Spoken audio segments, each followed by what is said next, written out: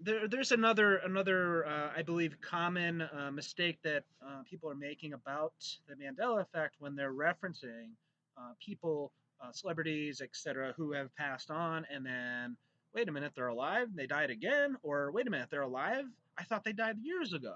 Now, the celebrity death thing, I mean, that's what got the whole ball rolling, right? Mandela, the Nelson Mandela, right? The whole ball got started rolling because of celebrity that was allegedly dead, but then they weren't.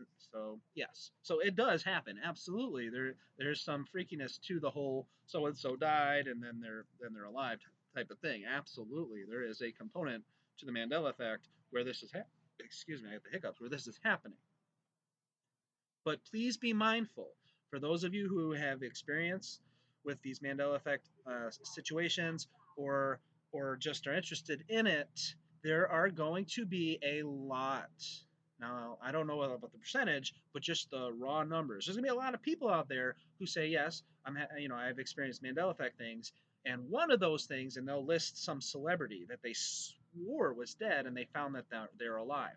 A lot of times there's going to be a rational excuse or reason, a rationale behind it, and that would be that they came across a article, a news story.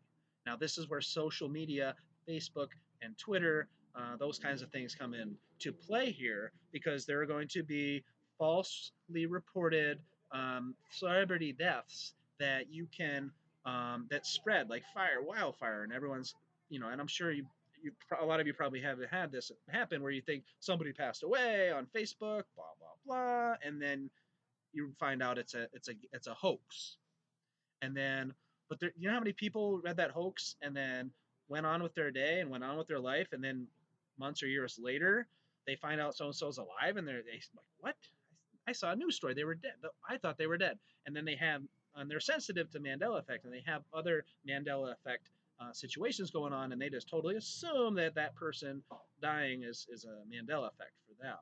And a lot of times, I'm pretty sure it has to do with that there was a false story, a hoax, and that the person just never realized it was a hoax. And years later, Mandela effect comes around, Berenstain Bears changes, all these movie lines change, and then the person still alive seems like it fits right in, but in fact, it probably is just that they or not probably, it's just there's a reasonable chance that they were mistaken.